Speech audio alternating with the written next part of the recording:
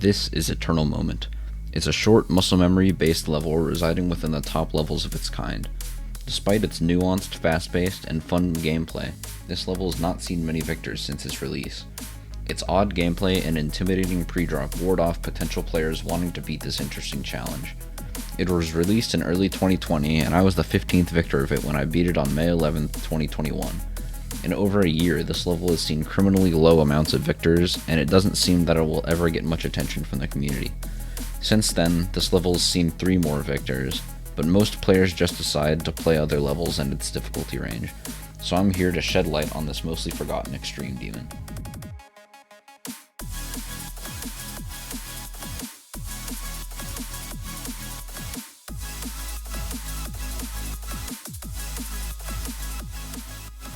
This level is abnormal to say the least.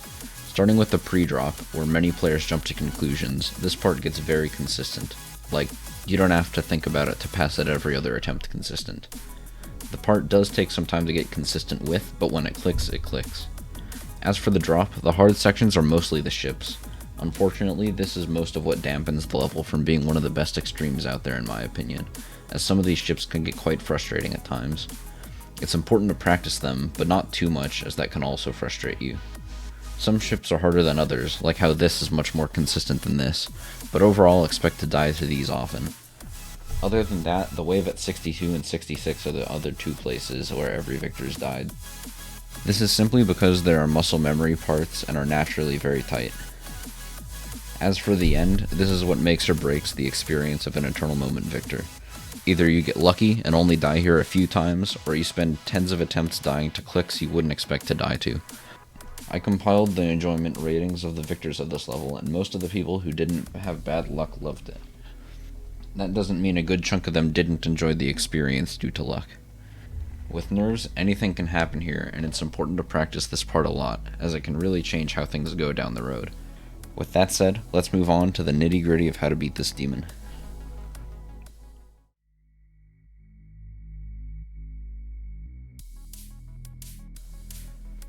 Hit the first green orb in the middle, then buffer the next black orb.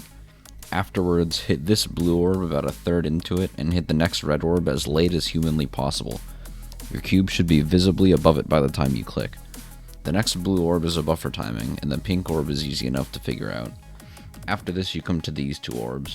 What I found the most consistent with these is to wait with the yellow orb so I could do a fast double click and not pay much attention to the blue orb timing.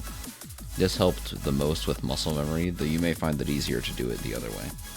The next 2 clicks are obvious, then this platform with a seemingly impossible jump comes up.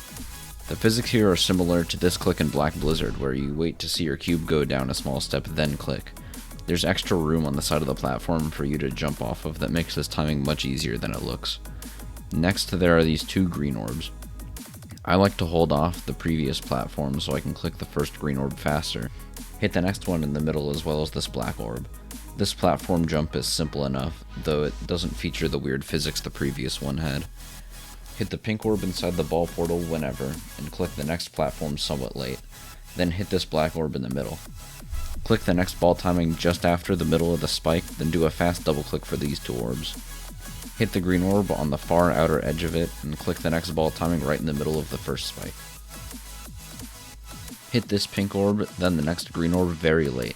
There's a speed change here right before which makes it tricky, but it comes to you with muscle memory. Hit the next blue orb in the middle, and hold until the black orb, which you can buffer. Hit this yellow orb in the middle, then both the blue and green orb late. This wave's clicks are spaced out pretty evenly, and the end release goes with the music. Next, hit the green orb in the UFO late, and the next pink orb in the middle. Hit the last black orb out of these orbs late, as well as the next black orb in the yellow portal late. This ship has 2 clicks, one at the beginning and one a bit after the yellow portal. Hit these 2 red orbs whenever. Hit this yellow orb very late, and the green and blue orbs somewhat late. Then hit the green orb in the UFO very late, as well as not buffering the ship portal, but starting to hold right before the first spike. This comes with muscle memory mostly. Hold a lot in the first click of this wave, and time the next 3 to go along with the music. The next jump and the dash orb will also follow the song. Stop holding the dash orb right as you turn into a ship, and start holding so you can fit through the next gap without a second press. This entire ship section also comes with muscle memory. Hit the blue orb as late as you need to straighten out into the next corridor and release when it fits. This click can vary depending on how you hold earlier, which is where much of the difficulty comes from. The next robot clicks are evenly spaced out and go to the music, but watch out for the second black orb, which killed me a lot. These two orbs are pretty self-explanatory, then each time the ship teleports, one click happens slightly after. The black and green orbs are pretty easy, and I used 3 clicks in the straight fly afterwards. Top middle spike protrudes out a bit, so watch out for that too. Hit the first green orb in the middle, the first blue orb late, the next blue orb in the middle, and the pink orb very early but not buffered. The following 4 UFO clicks go to the music, but the last 2 are a double click on the next beat. This puts you on a good trajectory into the ship portal. Don't press anything, but hit the yellow orb in the bottom middle and hold until the corridor. Then hit the black orb in the middle and hold until the next platform at the bottom. Hit the first UFO orb a bit later than the middle and the next one a bit earlier than the middle. The next 2 wave clicks come with muscle memory, and I can't really describe how to do them. The 3 UFO clicks afterward go to the music, and the wave goes 1, 1, 2, 1, 2. Much of this part is muscle memory, of course, so these descriptions only help so much. Also remember to jump if the screen fades to black.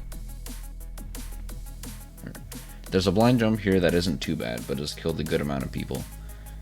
Then a ball click and a cube portal that sync with the music.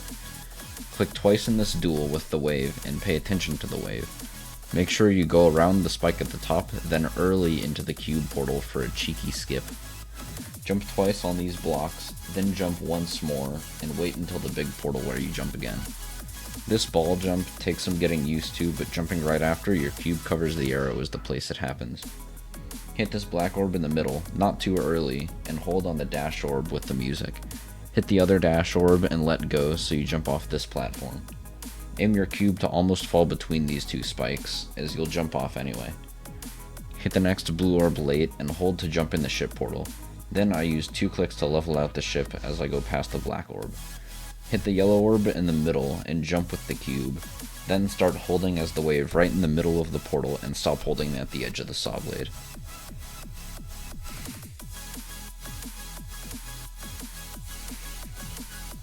There's an invisible platform under you as you hit this pink orb, so only focus on hitting the pink orb in the middle. Hit the next yellow orb in the middle also, and the next jump is pretty close to the spike. Hit the next blue orb in the middle and the dash orb in the middle. I did 2 clicks before the yellow orb at this ship here, but you can do 1 if it helps you. Hit the yellow orb as late as you can to avoid this bottom spike, and hold to straighten out as you go upside down. Do 3 straight 5 clicks and hit the blue orb in the middle, and the next blue orb in the middle and hold. I let go for the start of the wave, but you can keep holding if you want to go that way. Do the next 2 wave clicks the way you see them, and hit the yellow orb and the UFO in the middle. The first UFO click is in line with the spikes behind you, and the next one happens a little above the last one to fit you between those spikes. And unfortunately, the next 3 gaps are muscle memory. Many victors die here due to the awkward gap it creates, but again, make sure to practice the end. Lastly, make sure not to hit this bottom spike as the UFO. The last jump has enough time before it to reactively jump, but don't try and predict it because you're nervous. The last jump has enough time to reactively jump, but don't try and predict it just because you're nervous. Overall, I think this level deserves more attention than it currently gets. Whether the reason is that it has intimidating gameplay, we'll never know for sure, but hopefully this video is enough to prove that this level can be enjoyable. If you have the skill to give this level a shot, go through with it in practice and see for yourself whether or not you want to try it. Anyway, this is my first edited video on the channel, so let me know in the comments section if you enjoyed it, what you think could be improved upon, or if you want to see anything like it in the future.